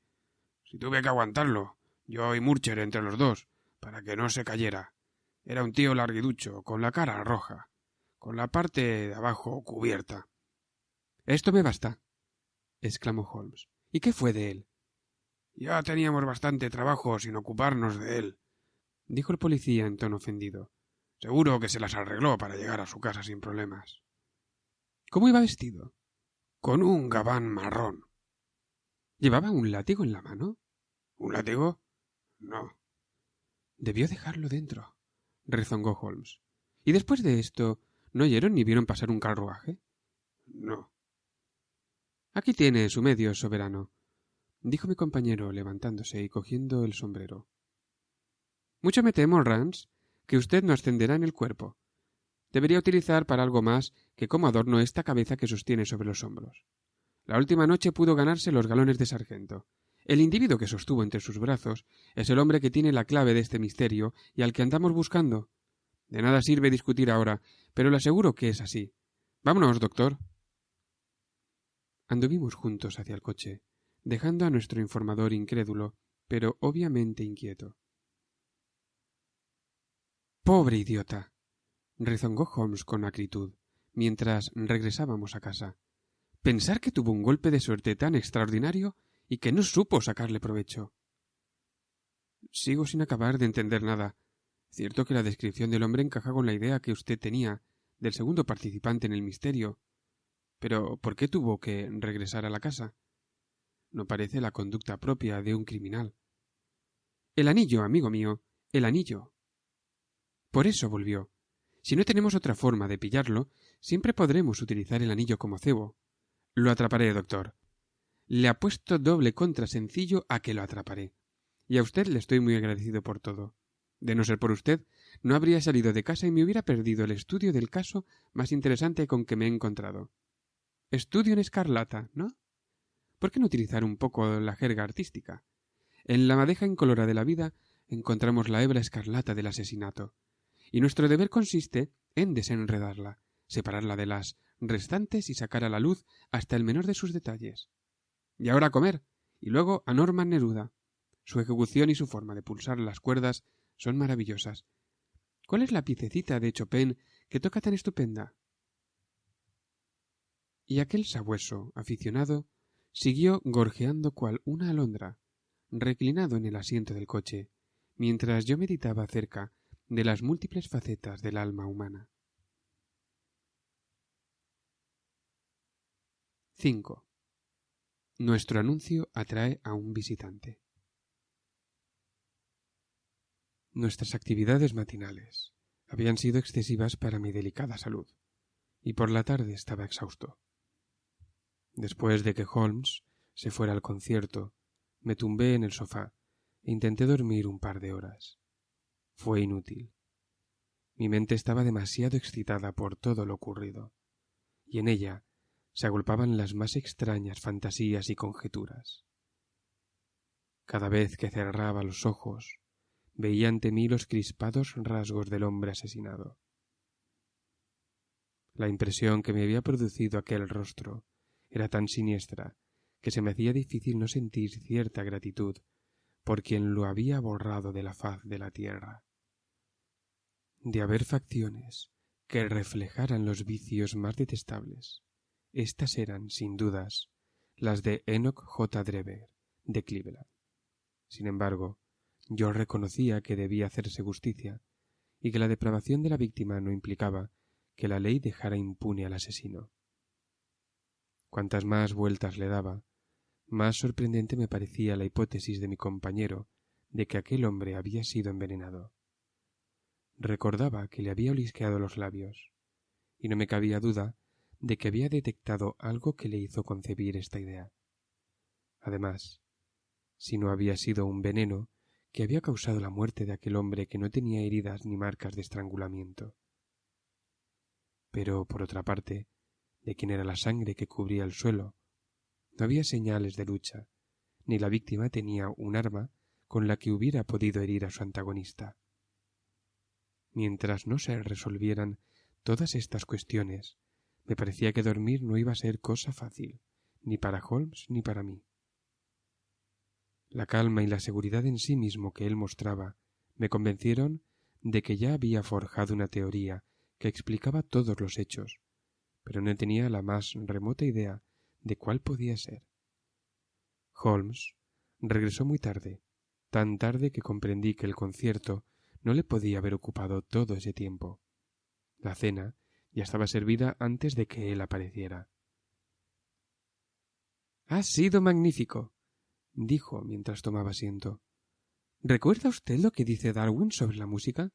Afirma que la capacidad de producirla y de apreciarla existió en la raza humana mucho antes que la capacidad de hablar. Tal vez por eso influye en nosotros de un modo tan sutil. Persisten en nuestras almas vagos recuerdos de aquellos siglos nebulosos en que el mundo estaba todavía en su niñez». «Es una idea bastante amplia», observé. «Nuestras ideas tienen que ser tan amplias como la naturaleza, si deben interpretar la naturaleza. ¿Qué le ocurre? ¿No tiene usted buen aspecto? ¿Ese asunto de Brixton Road lo ha trastornado?» «Sí, lo ha hecho, la verdad. Mis experiencias en Afganistán deberían haberme endurecido más. Vi a mis propios compañeros hechos pedazos en Maiwand, sin perder por ello los nervios. Lo entiendo perfectamente. Estamos ante un misterio que estimula la imaginación, y donde no hay imaginación no hay horror. ¿Ha visto el periódico de la tarde? No. Da una versión bastante correcta del asunto. No menciona el hecho de que, al levantar el cuerpo, cayó al suelo un anillo de compromiso de mujer. Mejor así. ¿Por qué? Mire este anuncio, me respondió. Lo envié esta mañana a todos los periódicos, inmediatamente después de salir de la casa del crimen. Me tendió el periódico y miré el punto que me señalaba. Era el primer anuncio de la columna de Objetos Perdidos. Decía: «Encontrado esta mañana en Brixton Road un anillo de oro puro, de pedida, en plena calle, entre la taberna El Ciervo Blanco y Holland Grove. Dirigirse al Dr. Watson, 221B, Baker Street, entre las 8 y las 9 de esta noche». «Discúlpeme por usar su nombre», me dijo Holmes. Si hubiera utilizado el mío, alguno de esos zoquetes hubiera podido reconocerlo y pretender entrometerse en el asunto. De acuerdo. Pero suponiendo que alguien acuda, yo no tengo el anillo. Oh, claro que lo tiene, dijo, tendiéndome uno. Este puede servir. Es casi una copia exacta. ¿Y quién espera usted que acuda? Pues el hombre del gabán marrón y el rostro rubicundo, nuestro querido amigo de las punteras cuadradas. Y si no viene él, enviará un cómplice. ¿No le parecerá demasiado peligroso? En absoluto. Si mi visión del caso es correcta, y tengo buenas razones para creer que lo es, ese hombre correrá cualquier riesgo antes que renunciar al anillo. En mi opinión, se le cayó al inclinarse sobre el cadáver de Drever, y no lo advirtió en aquel momento. Tras abandonar la casa, descubrió que lo había perdido y regresó a toda prisa, pero la policía, alertada por la vela que él insensatamente había olvidado encendida, se había adueñado del lugar. Tuvo que fingirse borracho para disipar las sospechas que podría haber suscitado su presencia junto a la verja. Póngase en el lugar de ese hombre. Al examinar detenidamente lo sucedido, se le tuvo que ocurrir que también era posible que hubiera perdido el anillo en la calle después de salir de la casa. ¿Qué hacer entonces? Esperar ansioso los periódicos de la tarde con la esperanza de encontrarlo entre los objetos perdidos. Desde luego habrá reparado en mi anuncio, y no cabrá en sí de gozo. ¿Por qué habría de temer que se tratara de una trampa? A sus ojos, no hay razón alguna para que el hallazgo del anillo se relacione con el asesinato. Verá cómo sí viene. Vendrá. Lo tendrá usted aquí antes de una hora. ¿Y entonces? ¿O puede dejar que sea yo quien me ocupe de él? ¿Dispone usted de un arma? Mi viejo revólver reglamentario y algunos cartuchos. Será mejor que lo limpie y lo cargue. Nos enfrentamos a un hombre desesperado, y aunque lo pille desprevenido, más vale estar preparados para cualquier cosa. Fui a mi dormitorio e hice lo que me pedía.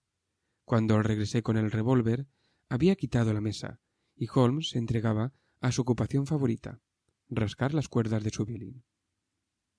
La cosa se complica, dijo al verme entrar. Acabo de recibir respuesta al telegrama que envié a Estados Unidos. Mi visión del caso era correcta.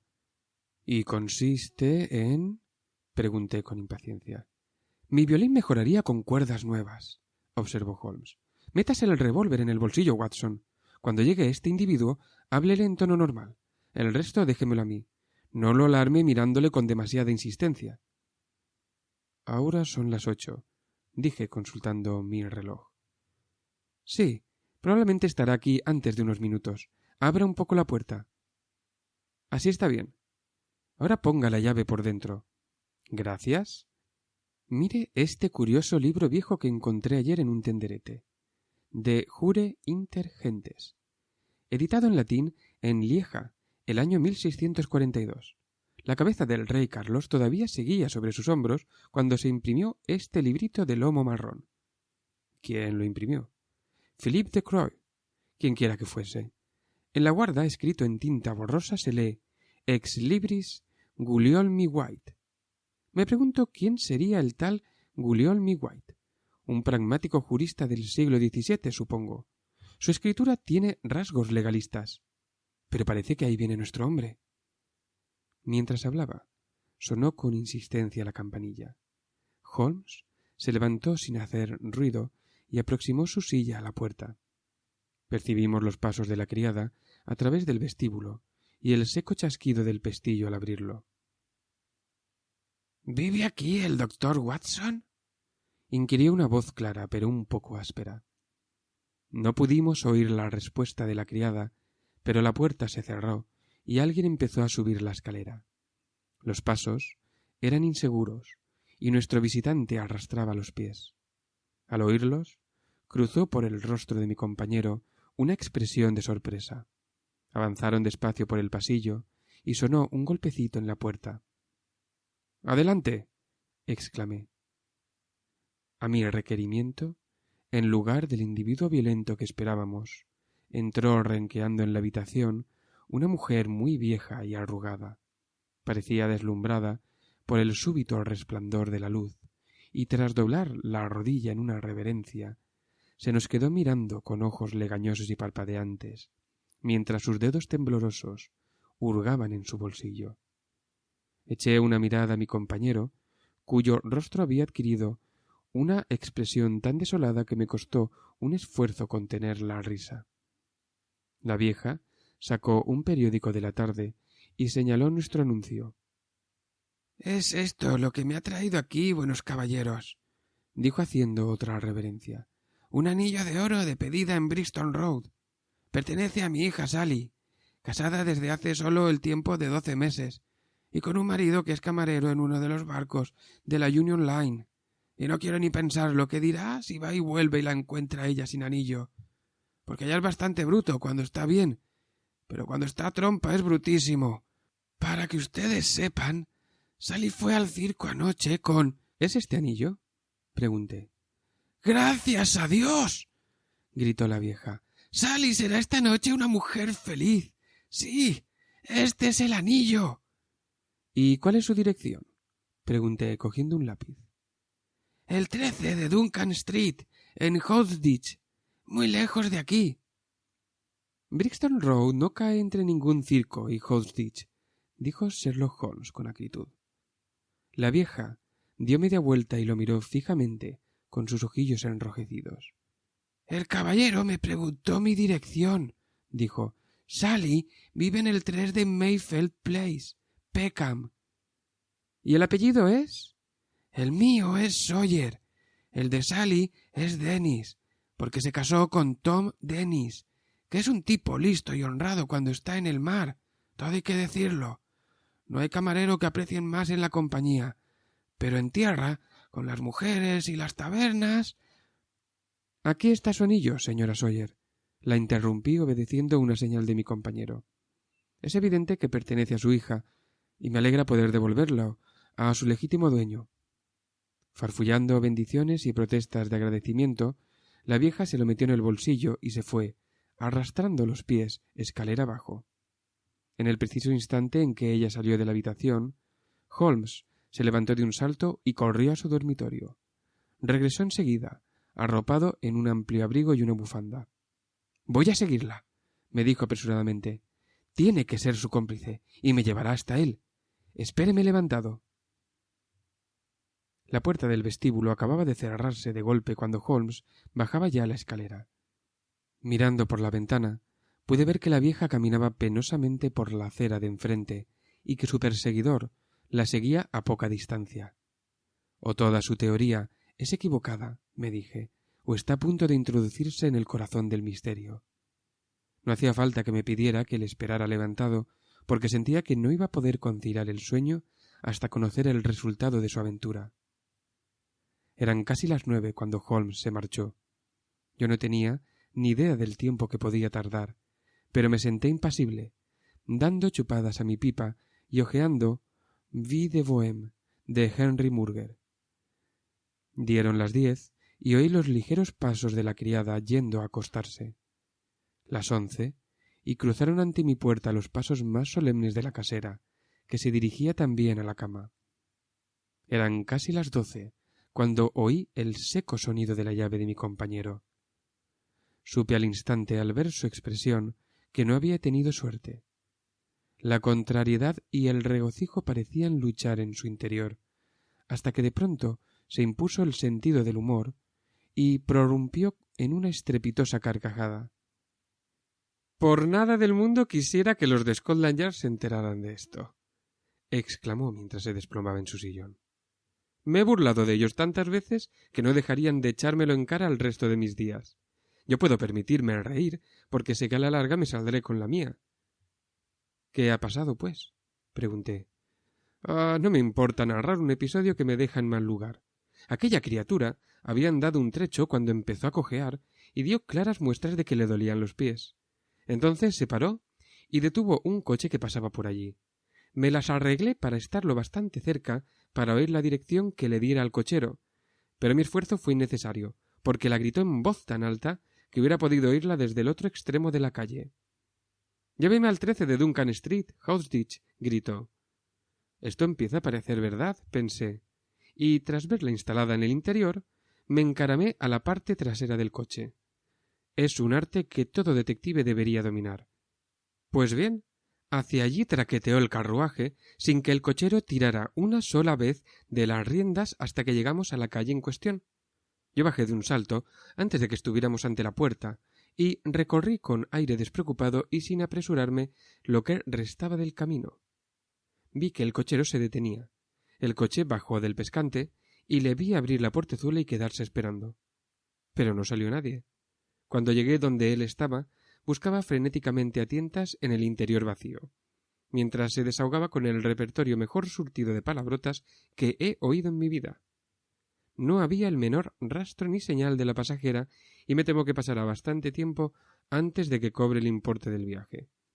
Al preguntar en el número 13, resultó que la casa pertenecía a un respetable fabricante de papeles pintados llamado Westwick y que nunca habían oído los nombres de Sawyer o Dennis.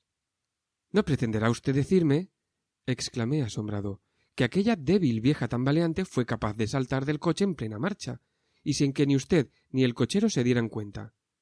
—¡Al diablo lo de la vieja! —dijo Sherlock Holmes con brusquedad. Nosotros sí nos comportamos como viejas bobas, dejándonos engañar de ese modo. Se trata con seguridad de un hombre joven y enérgico, además de ser un actor fuera de serie. La caracterización era inimitable. Advirtió sin duda que le seguían, y utilizó ese truco para darme esquinazo. Eso demuestra que el hombre que perseguimos no está tan solo como imaginaba, sino que tiene amigos dispuestos a arriesgarse por él. Bueno, doctor, ¿parece usted agotado? Hágame caso y acuéstese. Verdaderamente me sentía exhausto, de modo que seguí su indicación.